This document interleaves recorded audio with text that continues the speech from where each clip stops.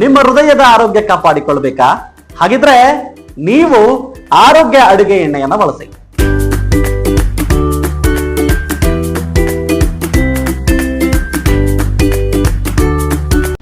ದಿಕ್ಸಂಗ, ತೆಲ್ಲೋಣಗಿ, Jevargi K ಗ್ರಾಮಗಳಿಗೆ ಮಾಜಿ ಸಚಿವ ಮಾಲಿಕಯ್ಯ ಗುತ್ತೇದಾರ್ ಭೇಟಿ.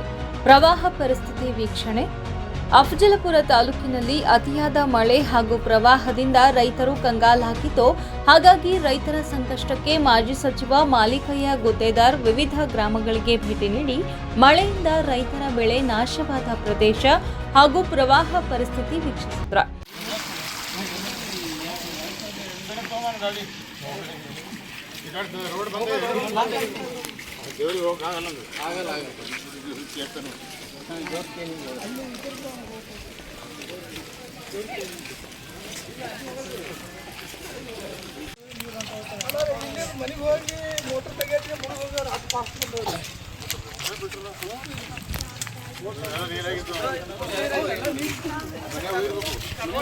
ನಂತರ ಮಾತನಾಡಿದ ಅವರು, ದಿಕ್ಸಂಗ, ತೆಲ್ಲೋಣಗಿ, ಜೇವರ್ಗಿ ಕೆ, ಜೇವರ್ಗಿ ಬಿ ಗ್ರಾಮಗಳಲ್ಲಿ ಮಳೆಯಿಂದ ಅಪಾರ ಪ್ರಮಾಣದಲ್ಲಿ ಬೆಳೆ ನಾಶವಾಗಿದೆ ಹಾಗೂ ಪ್ರವಾಹ ಪರಿಸ್ಥಿತಿ ಎದುರಾಗಿದೆ.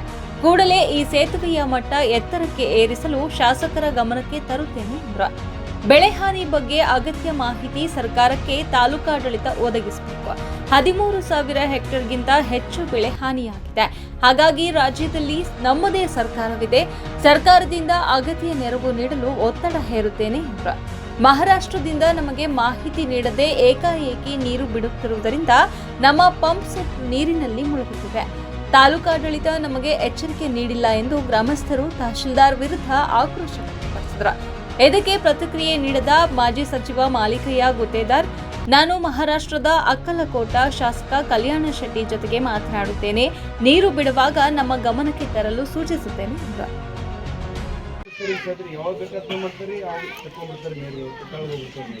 ಇಲ್ಲಿ ಫೇಲ್ ಆಗ್ಯಾವ್ರಿ ಸರ್, ಗೇಟ್ಗಳು ಫೇಲ್ ಆಗ್ಯಾವ. ಇಲ್ಲ ಅಂದ್ರೆ ಗೇಟ್ ಫೇಲ್ ಆಗಲ್ಲ, ಅದು ಇದು ರಬ್ಬರ್ ಕರೆಂಟ್ ಹಾಕ್ಸ್ಬೇಕು.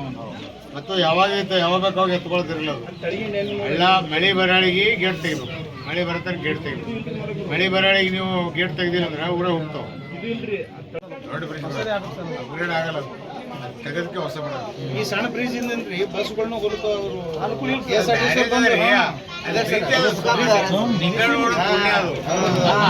ಪೂಜಾರಿ ಪಾಪ ಆಮೇಲೆ ಪಾಪ ಜಾಕೆಟ್ ಹಾಕೊಂಡು ಬೆಂಗಳೂರು ಆಫೀಸ್ ಯಾವಾಗ ದುಡ್ಡು ಇದ್ದಿಲ್ಲ ಎಮ್ಮೆಗಳು ಈಗ ಬಂದಂಗೆ ದುಡ್ಡು ಇದ್ದಿಲ್ಲ ಅವಾಗ.